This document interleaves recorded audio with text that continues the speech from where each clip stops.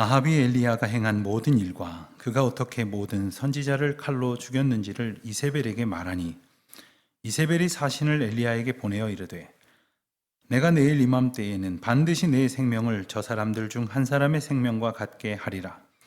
그렇게 하지 아니하면 신들이 내게 벌 위에 벌을 내림이 마땅하니라 한지라.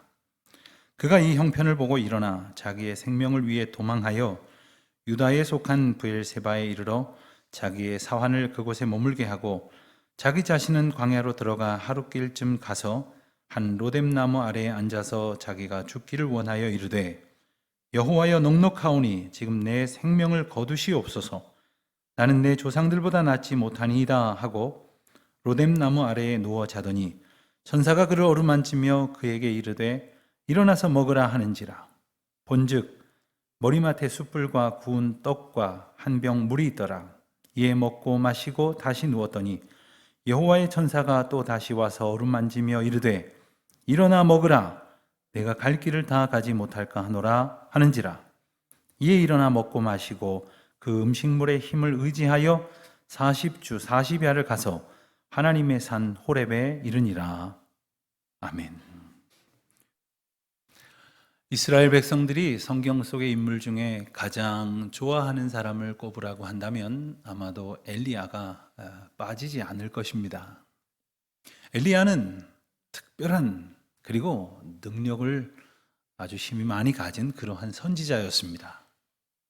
우리가 알고 있는 대부분의 선지자들은 하나님의 계시를 증거하거나 혹은 기록으로 남겨서 전하는 그런 이들인데 엘리야는 말 그대로 몸으로 뛴 선지자다 이렇게 말할 수 있습니다. 또한 그는 대단한 능력을 행한 그러한 선지자였습니다. 여러 가지 이적을 행하기도 했고 그리고 오늘 본문의 바로 앞장인 열왕기상 18장에 나오는 갈멜산에서 벌어진 이방 선지자들 850명과의 영적 싸움은 성경 전체에서도 손꼽히는 명장면이라 이렇게 말합니다. 시기적으로 본다면 엘리야는 이스라엘이 남북으로 갈라진 후에 북이스라엘의 7번째 왕인 아합 왕이 치세하던 때에 활약하던 선지자였습니다. 아합 왕은 남북 양쪽에 40명에 달하는 왕들 중에서 가장 악한 왕으로 꼽혔던 인물입니다. 그리고 이 아합 왕의 아내인 이세벨이라고 하는 여인은 성경 중 가장 악한 여인으로 꼽는 그러한 사람이었죠. 이처럼 하나님에게 그리고 백성들에게 악한 통치자로 군림했던 아합 왕에게 엘리야는 하나님의 메시지를 전하게 됩니다. 앞선 17장 1절 말씀을 보면 이렇게 선포합니다. 엘리야의 말입니다. 내가 섬기는 이스라엘의 하나님 여호와께서 살아계심을 두고 맹세하노니 내 말이 없으면 수년 동안 비도 이슬도 있지 아니하리라.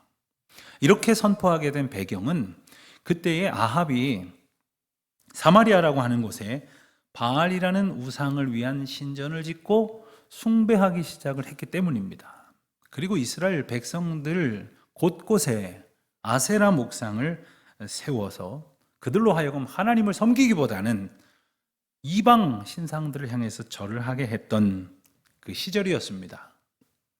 그래서 엘리야의 사명이란 바로 이 악한 세대 속에서 그리고 아합과 이세벨과 모든 이스라엘 백성들에게 오직 여호와만이 하나님이시다라는 사실을 선포하는 것, 바로 그것을 사명으로 그가 붙들었던 것이지요. 엘리야의 이름, 그 이름의 뜻이 바로 그 메시지입니다.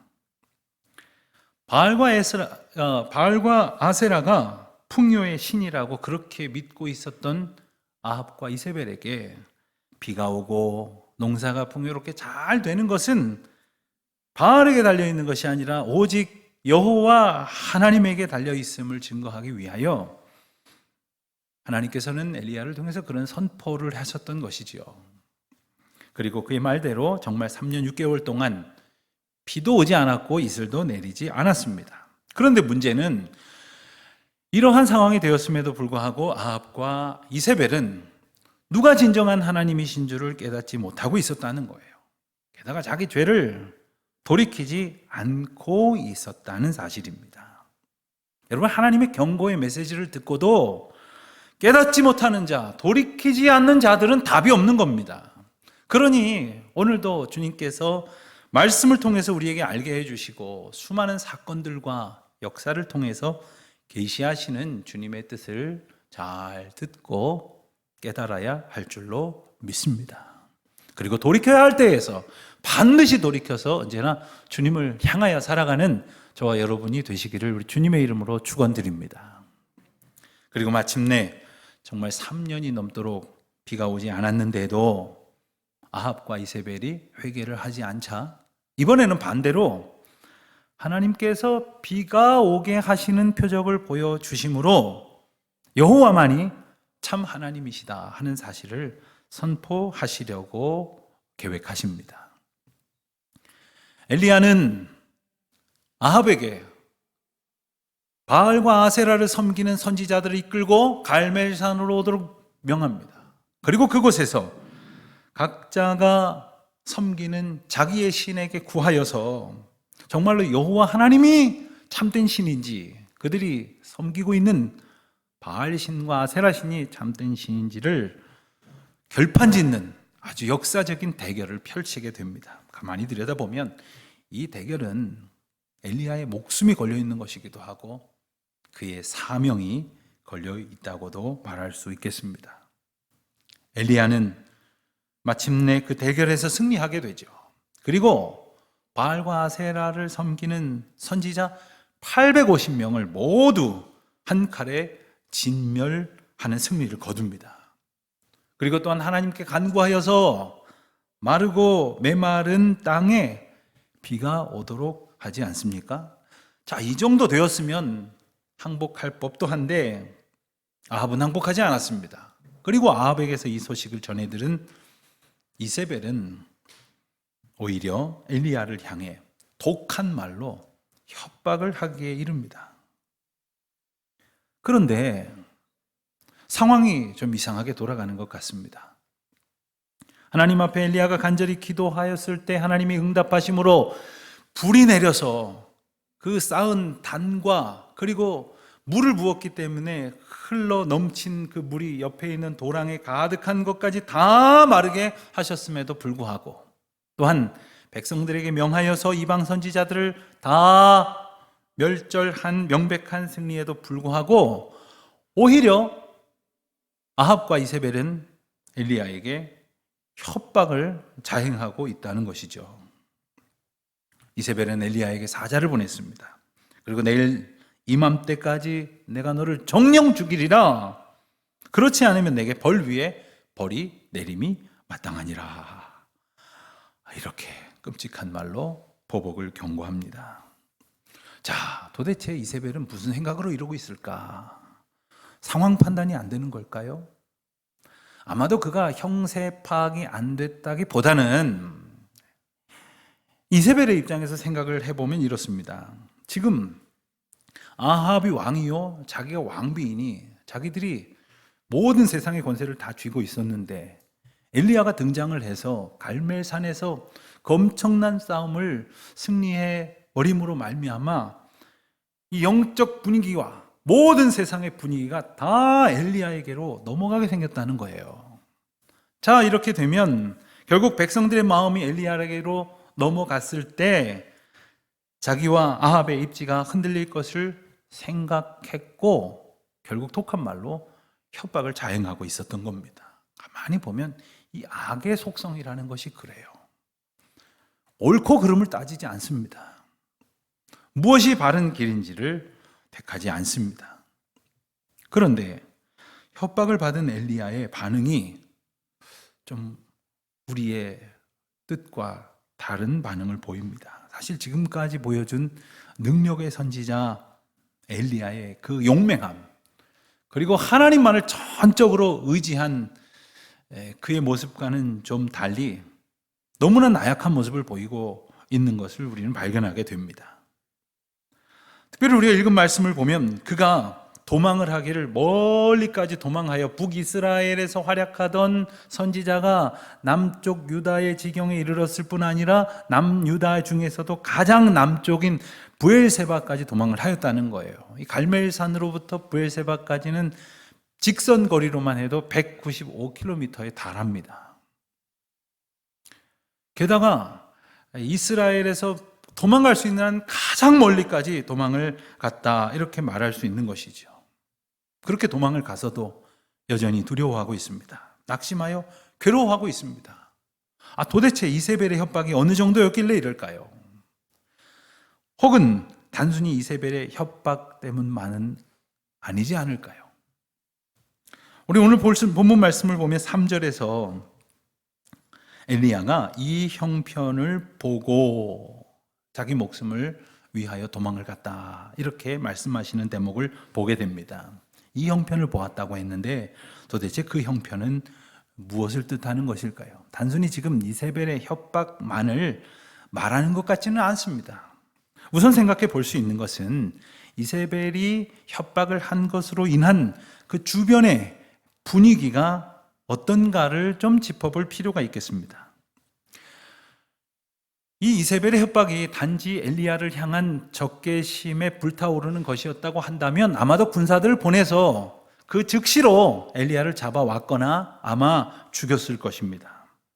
그런데 내일 이맘때에 죽이겠다, 이렇게 협박을 하고 있는 것을 보면 죽기 싫으면 도망을 가든지 항복을 하든지 하는 메시지인 것 같기도 하고, 이것이 엘리야만을 향한 메시지라기보다는 백성들을 향한 그러한 협박의 의미는 없는지 생각을 해보게 됩니다.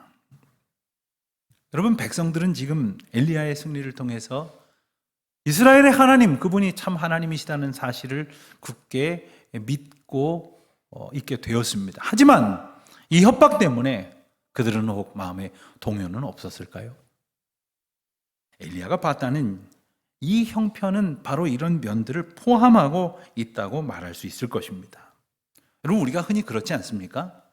내가 당하는 어떤 어려움도 어려움이지만 주변에 있는 사람들이 나를 지지하고 격려한다면 이 어려움이 커도 견뎌지는데, 이 어려움이 별로 큰 문제가 되지 않는다고 하여도 주변에 나를 격려하고 응원하는 사람이 아무도 없을 때, 내 편은 하나도 없다고 생각할 때 그 실망감과 상실감은 실로 크게 다가올 때가 많을 겁니다. 오늘 본문의 정황을 그렇게 볼 수 있는 근거가 되는 말씀은 바로 이후에 이어지는 10절과 14절에 나오는 내용입니다. 우리가 보는 것처럼 엘리야가 로뎀나무 아래에서 죽기를 구할 때에 여호와의 사자가 나타나서 그에게 떡과 물을 주었다 하지 않았습니까?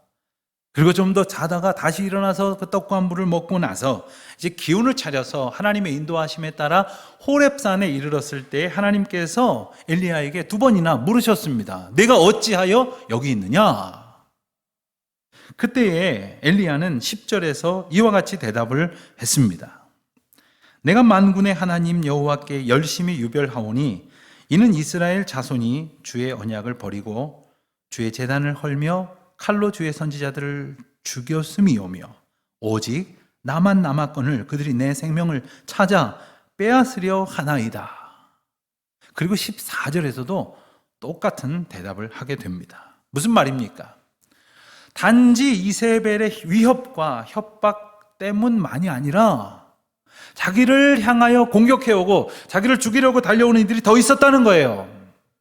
조금 전까지 나와 함께 바알과 아세라 선지자들을 진멸하였던 이스라엘 백성들이 자기를 공격하고 있다는 겁니다. 그러니까 그가 죽기를 구할 정도로 낙심하고 있었던 것은 단지 이세벨의 협박만이 아니라 이 백성들의 반응도 중요한 원인이 되었다는 것을 우리는 짐작할 수 있게 됩니다. 여러분, 아마 엘리야는 생각했을 거예요.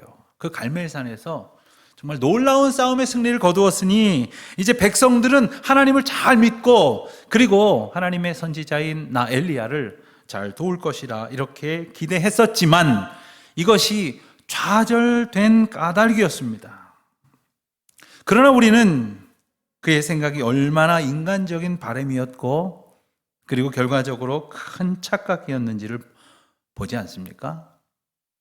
눈에 보이는 사건이 사람을 변화시킬 수 있을 것이라고 했던 그의 기대 자체가 잘못된 것이었습니다.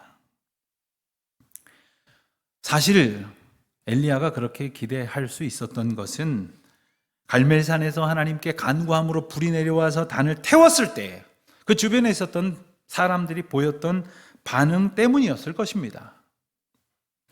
열왕기상 18장 39절에 보면 당시의 상황을 이렇게 묘사합니다. 모든 백성이 보고 엎드려 말하되 여호와 그는 하나님이시로다. 여호와 그는 하나님이시로다. 이렇게 고백했다는 거죠.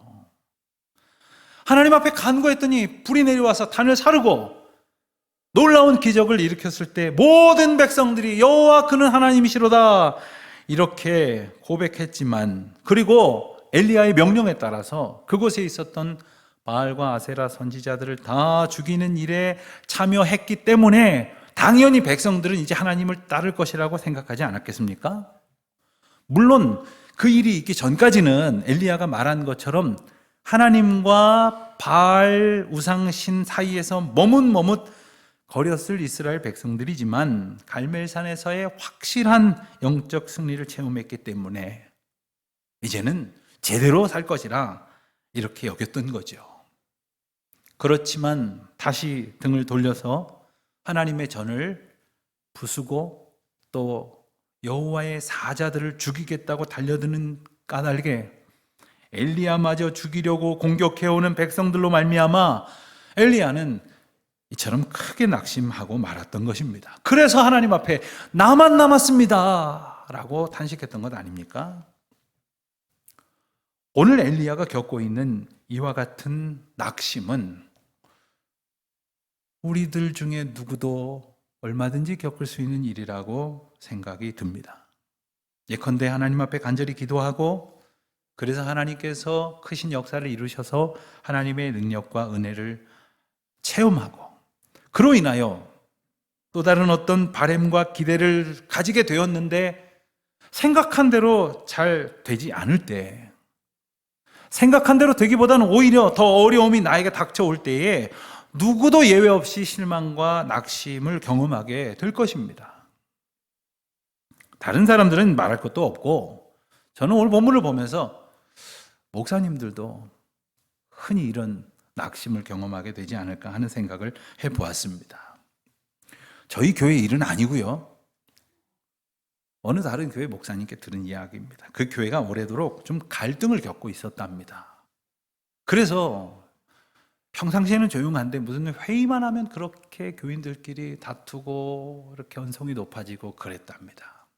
어느 날 중요한 결정을 하게 되는 재직회를 모이게 되었는데 그 재직회를 시작하기에 앞서서 드리는 예배 시간 가운데 목사님께서 설교를 했는데 평소보다 아멘 소리도 너무나도 크고 심지어 눈물을 흘리기도 하고 그리고 감격 가운데 찬송 소리를 드높여서 하나님 앞에 예배하는 놀라운 그야말로 기적 같은 상황이 펼쳐지더랍니다. 그래서 목사님 생각했대요. 이제 하나님께서 우리를 치유하시나 보다. 하나님께서 우리 예배자들 다 만져주시나 보다. 이제는 모든 것이 회복되나 보다 했는데 예배 끝나고 재직했더니 또 싸우더래요. 평소와 다름없이 그냥 큰 소리 내면서 다투더라는 겁니다. 그렇습니다. 때로는 우리가 기대하는 것이 펼쳐지지 않음에 따라서 실망하게 될 것입니다. 엘리야는 선지자로 계속해서 사명을 감당할 의미마저 잃어버리고 말았습니다. 차라리 죽는 길을 구하는 편이 낫겠다. 그토록 절망을 했던 거죠. 그러니 엘리야의 절망은 갈멜산의 엄청난 승리가 어쩌면 아무 결실도 없다고 생각한 까닭이었습니다. 그렇지만 이것이야말로 오해요, 무지의 결과이며 그가 가지고 있었던 헛된 기대 때문 아닙니까? 사랑하는 성도 여러분, 이것을 반드시 기억하십시오. 하나님은 분명히 하나님의 일을 이루시는 분이심을 우리가 믿고, 때에 따라 내가 원하는 결과가 내 눈앞에 나타나지 않았다 할지라도 그때에도 하나님이 일하시는 분이심을 믿고 기다리는 것, 바로 그것이 믿음입니다. 그리고 지금 내게 주어진 일을 감당하는 것, 그것이 바로 믿음의 고백인 것입니다. 아멘입니까? 그런데 문제는 엘리야가 힘이 없어요. 너무나 힘이 없어서 그대로 그 불꽃이 꺼져가는 것만 같습니다. 여러분, 사람이 얼마나 연약한 존재입니까? 멀쩡하던 사람도 단 며칠만 못 먹고 제대로 못 자면 나가 떨어지는 거예요.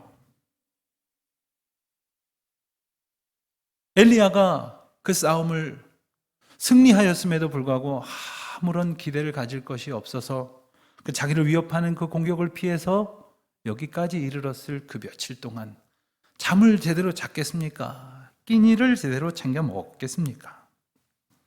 그때에 천사가 나타나서 엘리야에게 떡과 물을 줍니다. 그리고 조금 기운을 차려서 다시 잠이 들고 났더니 깨어나자 다시 떡과 물로 엘리야에게 공개합니다. 그런데 이 떡과 물은 배부르게 되어서 더 이상 아무것도 바랄 게 없이 하게 하려는 것이 아니라, 말씀을 좀 더 읽어보면 우리가 알 수 있듯이 여호와의 산에 갈 힘을 공급하기 위함이라는 거예요. 궁극적인 능력과 도우심은 주님 앞에서 우리 하나님께로부터 얻는 것이고, 우리에게는 주님 앞으로 나아갈 만 그만큼의 힘만 있으면 된다는 거예요. 전적인 능력은 오직 주님께로부터 채우시기를 소망하는 우리 모두가 되시기를 바랍니다. 여러분, 세상에서 또 사람들에게서 또 내 눈앞에 보이는 형편들에서 내 모든 만족을 구하지 마세요. 세상에서 욕심 채우려 하면 그것도 없거니와 결코 우리를 만족하게 할 수 없습니다. 세상에서 그저 내가 바라는 형통을 꿈꾸며 결실을 기대하지만, 그리고 많은 사람들의 지지와 응원이 나에게 힘이 된다고 생각하지만, 우리가 이 세상에서 얻을 수 있는 것이 아니요, 그 모든 진정한 에너지는 전적으로 하나님 앞에서 얻게 된다는 것임을 우리는 잊지 말아야 할 것이겠습니다. 하나님께서 그렇게 지친 엘리야에게 천사를 보내셔서 그를 어루만져 주셨어요. 그 손길은 분명 하나님의 터치였을 것입니다. 지친 몸과 영혼을 다시 살게 하시는 은혜가 된 것이지요. 언젠가 제가 텔레비전을 보니까 한 환자가 나오는데 이 어깨를 움직이지도 못할 만큼의 어깨가 상했어요. 그런데 그 환자를 어느 의사, 명의라고 부르는 의사 선생님 앞으로 데리고 갔습니다. 근데 그 병원은 특이하게 양의와 한의 두 분이 협진을 하는 병원이었어요.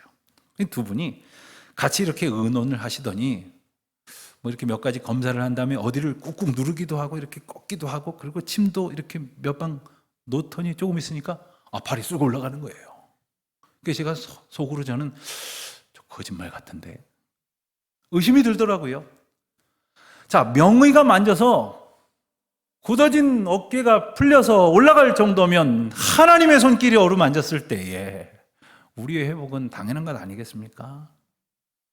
지친 몸, 상한 심령, 낙심하여 절망하고 있었던 이들을 하나님께서 천사를 보내서 어루만지시는 이 놀라운 기적은 지금도 유효하다고 저는 믿습니다. 그 옛날 엘리야를 일으키셨던 하나님의 손길은 절망 가운데 헤매기 쉬운 오늘날 우리들에게도 동일하게 나타날 은혜인 줄로 믿습니다. 엘리야는 아무도 믿을 수가 없었어요. 아무도 의지할 수도 없었어요. 그래서 차라리 아무도 없는 곳으로 숨어 들어가서 죽기를 구하고 있었지만, 엘리야에게 주님은 천사를 보내주시지 않습니까? 그리고 기가 막힌 방법으로 지친 당신의 아들을 일으키십니다.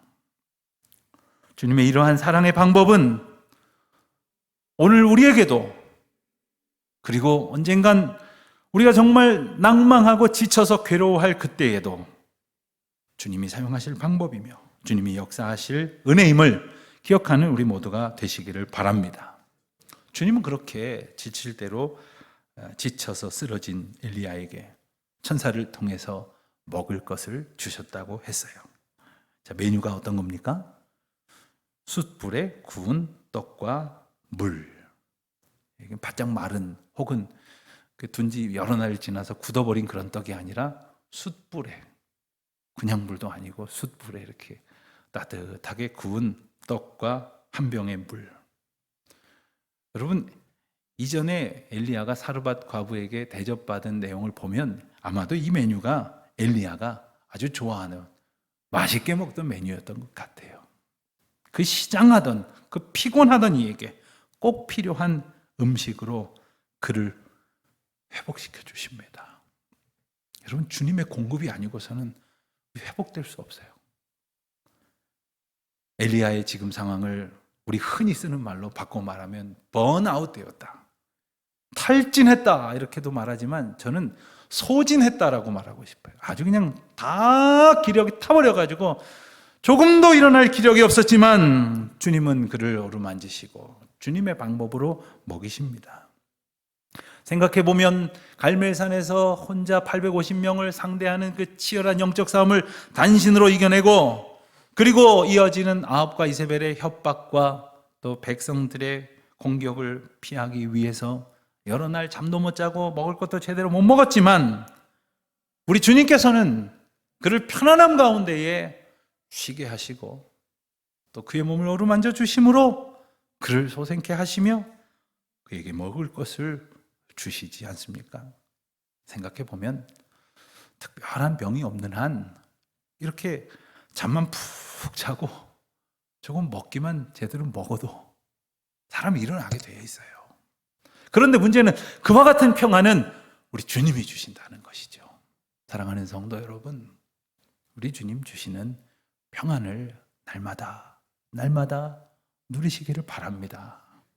여러분, 먹을 거 많고 잠잘 시간 많아도 이 평안이 없는 사람은 죽겠는 거예요. 우리 주님이 어루만져 주시는 은혜를 누리시기를 바랍니다. 그렇게 다시 힘을 얻은 엘리야는 다시 길을 떠납니다. 그리고 40야를 또 밤낮으로 길을 떠나서 호렙산에 이르게 돼요.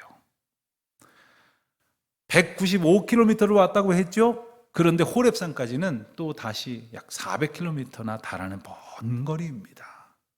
그런데 이 길은 또 어떻게 갈 수 있었습니까? 주님께서 인도하시기 때문이에요. 주님께서 인도하실 때에 우리는 길을 나설 수 있습니다. 그 길을 걸어갈 수 있는 겁니다. 생각해 보십시오. 우리가 주님을 먼저 사랑한 것이 아니고 주님이 우리를 먼저 사랑하신 것이라고 했어요. 우리가 주님께로 간 것이 아니라 주님이 우리를 인도하신 거란 말이에요. 오늘 이 아침에도 교회 가야지 하고 우리 발걸음으로 온 것 같지만 주께서 저와 여러분을 사랑으로 인도하셨는 줄 믿습니다. 지쳐 쓰러져서 넘어져서 절망하고 좌절하고 그렇게 자기 목숨을 포기하는 그러한 어리석음 속에 살 수밖에 없는 저희들을 주님께서 오늘 인도하셨거든요. 그리고 우리를 인도하시거든요. 사랑하는 성도 여러분, 이렇게 되었으면 좋겠다, 저렇게 되어야 한다 하는 허탄한 기대를 다 버리고 오직 하나님의 때에 하나님의 방식으로 일하시는 주님의 선하심을 믿고 그 인도하심에 순복하는 우리 모두가 되시기를 바랍니다. 내가 원하는 결과가 내 눈앞에 펼쳐져 있지 않다 하여도 낙심하지 말고 주님이 일하시는 것을 믿고 기다리며 소망하십시오. 지금도 주님은 주저앉아서 낭망하고 있는 당신의 백성들에게 말씀하십니다. 일어나라, 먹으라, 그리고 내게로 나아오라. 그 음성 가운데 늘 기쁨으로 순종하는 저와 여러분 되시기를 주님의 이름으로 축원드립니다.